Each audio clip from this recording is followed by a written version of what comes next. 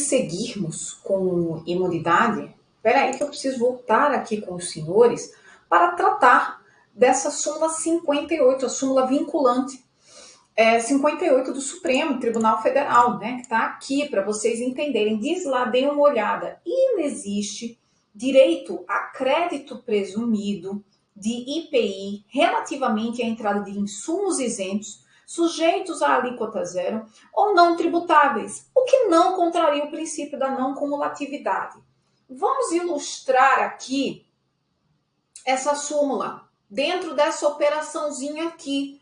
O que seria o crédito presumido? Aquilo que foi pago na operação anterior.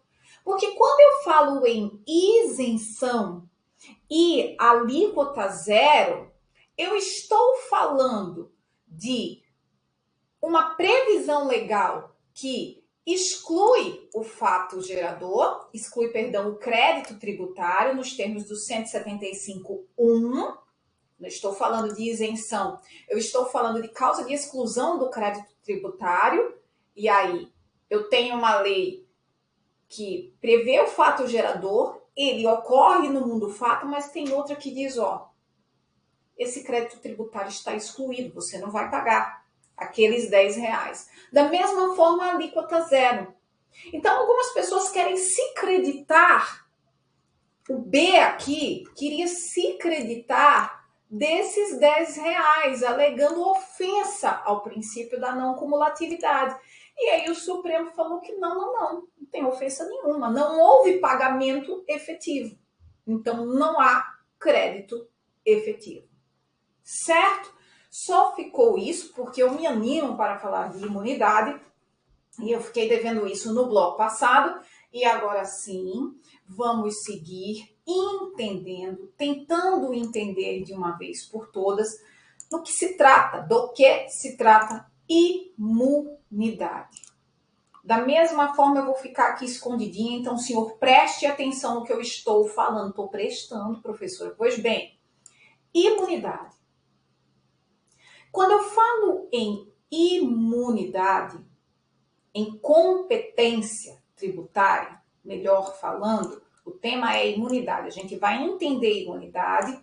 E quando eu falo em competência tributária, eu estou falando de incidência, de fatos eleitos pela Constituição em face da aparente capacidade financeira que eles ostentam, que dão origem à tributação. Então, eu estou escolhendo situações em que haja possibilidade de alcance da norma tributária. Isso é a incidência e, por enquanto, esqueçam isso aqui. Quando eu falo em não incidência, eu estou falando de situações não alcançadas pela norma tributária. Fatos da vida em que a norma tributária não incide, como a própria expressão diz. Não incide porque não se tem competência, a Constituição não dotou aquela situação como uma hipótese de incidência tributária, ou o ente federativo resolveu não exercer essa competência, sendo dotado de competência, resolve não exercer essa competência, e por fim a imunidade, que aqui não é escolha do ente federativo, não é porque não haja a possibilidade de alcance da norma tributária, não haja incidência, mas é porque a Constituição delimita a competência. Então, quando eu falo aqui de não incidência ou incidência, eu estou tratando de competência tributária, de alcance da norma tributária. Só que quando eu falo em não incidência pela imunidade, Eu estou falando de delimitação constitucional da competência tributária. Que se não fosse essa delimitação constitucional da competência tributária, o fato seria tributável, porque o ente federativo tem competência, ele exerceu a competência, mas aí a Constituição veio e decotou, limitou essa competência pela imunidade. Quando eu estou falando de isenção e alíquota zero, o papo é outro. O ente federativo está no exercício da competência.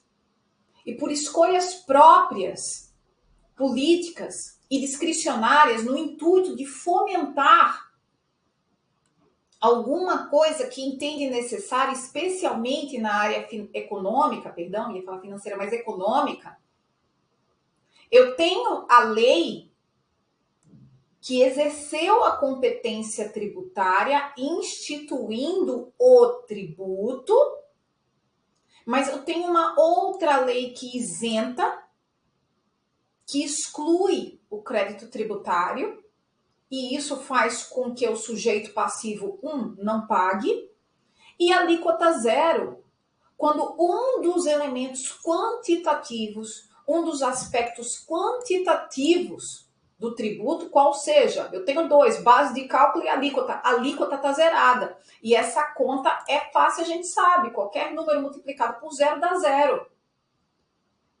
E eu não terei o quê? Na prática, não pagamento de tributo. Assim como eu não tenho na imunidade. Então, quando eu falo de delimitação constitucional de competência tributária, eu estou falando de imunidade. Quando eu estou falando de exercício de competência, o ente federativo já está ali exercitando a faculdade constitucional que recebeu de instituir tributos, aí eu falo de isenção e de alíquota zero. E você não vai ver nenhuma previsão de isenção e alíquota zero na Constituição. Isso você vai ver na lei. A imunidade, sim. Por isso que alguns reduzem a imunidade a uma hipótese de não pagamento prevista na Constituição. Tá errado? Não tá errado, mas teoricamente não é só isso. Porque eu localizo a imunidade na não incidência tributária. E a isenção e a alíquota zero, já no âmbito da incidência tributária. A imunidade na delimitação de competência. A isenção e a alíquota zero no exercício da competência. O ente federativo foi lá, instituiu o tributo, elegeu algumas situações que não quer que seja pago o tributo por alguma razão política, e ele está ali exercitando. E se não fosse esse exercício de excluir o crédito tributário, não tinha problema nenhum em tributar, porque a Constituição não excluiu. Aline, você falou de não incidência, e você deu 3 situações: não dotação de competência, não exercício de competência e a imunidade. Precisa entender os outros 2. Lógico, querido, vamos lá. Quando eu falo em não incidência, porque o ente federativo não tem competência, é porque a Constituição, ao instituir o sistema tributário, não dotou, excluiu algumas situações da competência tributária, da incidência tributária. Exemplo, o IPVA. A Constituição fala lá no 155, compete 3, com 155.3, tá? Compete aos estados e ao Distrito Federal instituir impostos sobre propriedade de veículos automotores. Bicicleta não vai dar, porque bicicleta não é automotor. É a gente que vai lá dando duro para a bichinha sair do lugar, não é isso? Ah, é isso então. Então não dá para cobrar IPVA de bicicleta, porque bicicleta não é tributável, não é um signo de riqueza suficiente a tributação, a demonstrar a capacidade contributiva do sujeito passivo para a tributação. Ok, o ente detém a competência, mas não exerce a competência. Estou aqui na letra B. Ele detém a competência, mas não exerce a competência. A competência, exemplo clássico, ITCMD, no que diz respeito aos bens móveis. Dê uma olhada aí comigo no 155.1 da Constituição. Compete aos estados e ao Distrito Federal instituir impostos sobre transmissão, causa mortes, alguém morreu, ficou a herança, e doação, alguém é muito bom e resolveu doar, de quaisquer bens ou direitos. Quaisquer bens ou direitos. A Constituição em nenhum momento falou de quaisquer bens imóveis ou direitos relacionados a imóveis. Quaisquer bens ou direitos. Bens móveis e imóveis. Só que os entes federativos, o Estado e o Distrito Federal, obviamente, né, morrer não. É menos difícil. Mas doar bens móveis, já pensou? Tributar toda doação de bens móveis? Qual o problema, Aline? Meu filho, pensa numa festa de aniversário, a gente ia ter que alocar um fiscal de tributos lá. Né? Se a fazenda estadual, a distrital, resolvesse tributar a doação de bens móveis. Festa de aniversário tem que ser comunicada à Secretaria da Fazenda. Porque quando você chega lá com um presentinho, ali só leva lembrancinha, ok. A lembrancinha não será tributada. Né? Vamos dizer que a Fazenda resolvi, deu a louca, né? O princípio da praticabilidade, que se vire, né? Da razoabilidade também. Vamos tributar, doou, tá tributado. Mas também não é qualquer coisa, porque senão a gente vai ter que cobrar até um chiclete que alguém doa para alguém. Vamos tributar um bem? Qual a natureza jurídica do chiclete? Um bem, gente. Você paga por ele, é um alimento, né? Dos melhores, não, mas é isso. Né? A natureza jurídica de um presente de aniversário, contrato de doação. Não é isso? Você chega lá para doar pelo convite, mas é um contrato de doação. Você quer agradecer pelo convite doando um presente ao aniversariante, mas a natureza jurídica lá, contrato de doação, Ellen, mas eu não assino nada quando eu recebo meu presente de aniversário, porque não precisa.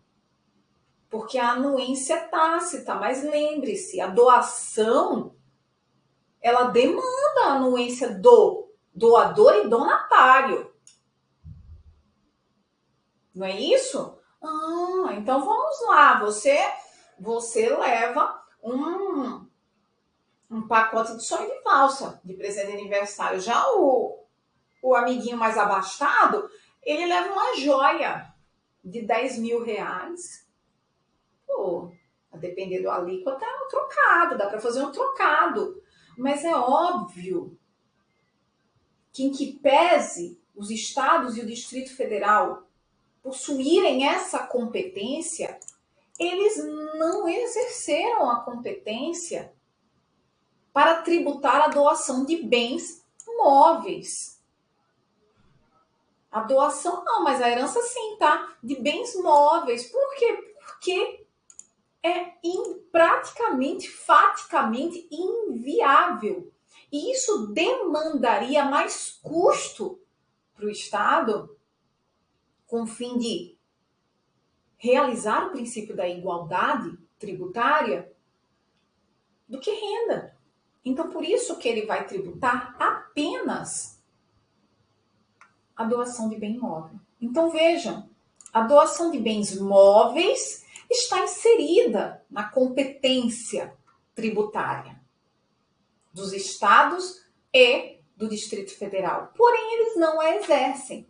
Então, a doação de bens móveis está no âmbito da não incidência tributária por uma escolha do ente federativo ao exercer a sua competência tributária. Que falou, ó, não vou não tributar doação de imóvel, não, vamos tributar só de imóvel, porque tem lá o cartório de registro, a doação é um contrato, para poder registrar o imóvel, vai ter que ter o contrato, tudo assinadinho, tá lá o registro, o valor, não dá trabalho, é só informação, vamos bater informação. Ficou claro? Por fim, imunidade.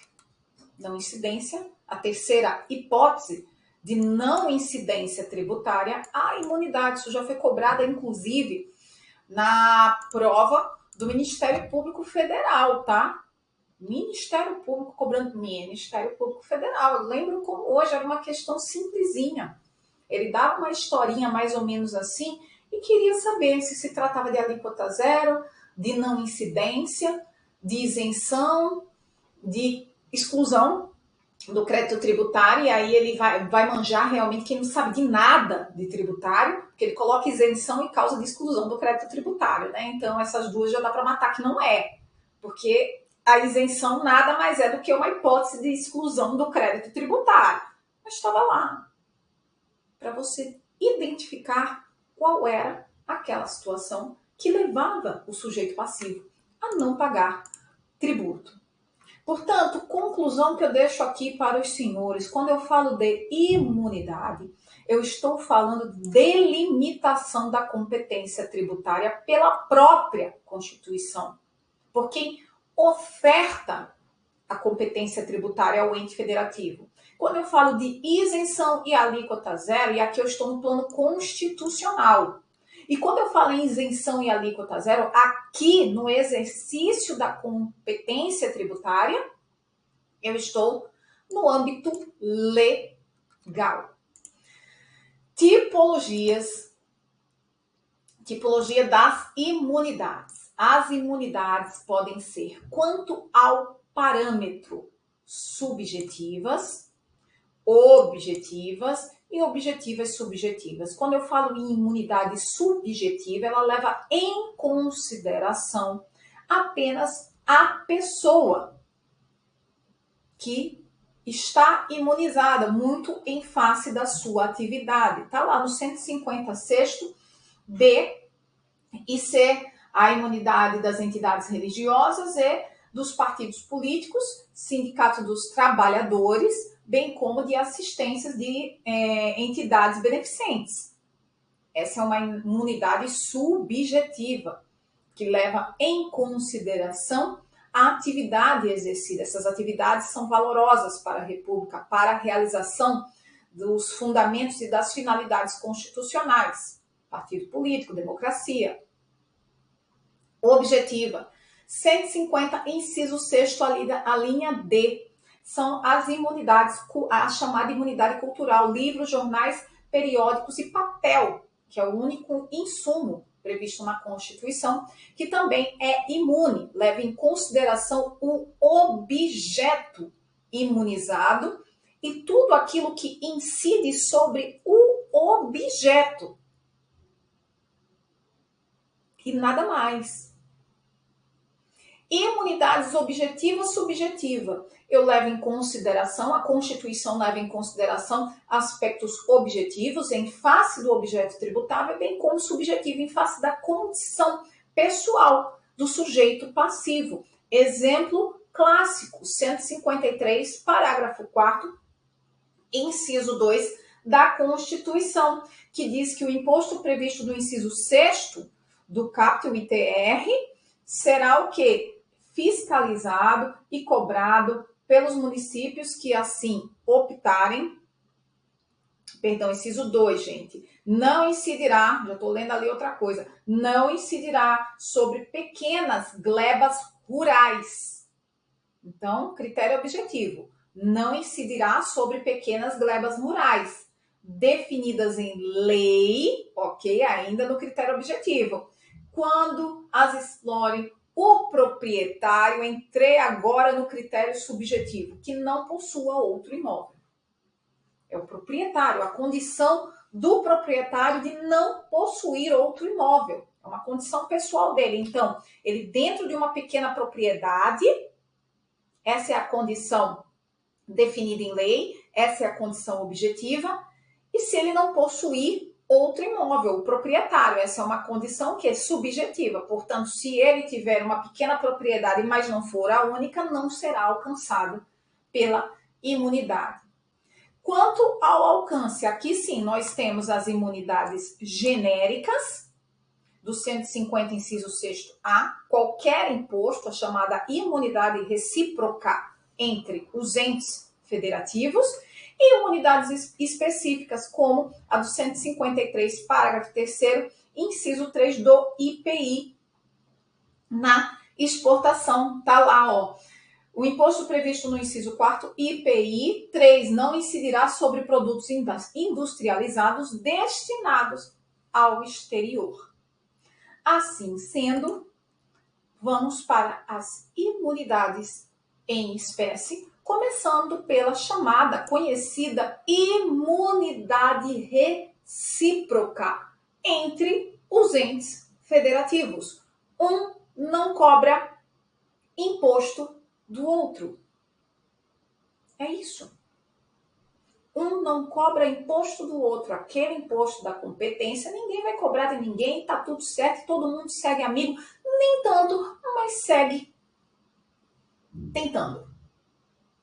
Fundamento: autonomia política do ente federativo e preservação. Conservar a autonomia política do ente federativo, que vem da condição financeira dele, e a própria preservação do pacto federativo, no intuito de se evitar que um ente federativo, especialmente a União, que detém a maior competência tributária, né, impostos inclusive, alige os outros entes federativos por meio da tributação, especialmente quando estamos no campo da política e falamos de adversários políticos. Isso não acontece no Brasil, mas o constituinte, esperto que é, já deixou resolvida essa parada. Vai que acontece, né? Vamos lá. Artigo 150, inciso 6º, a linha A.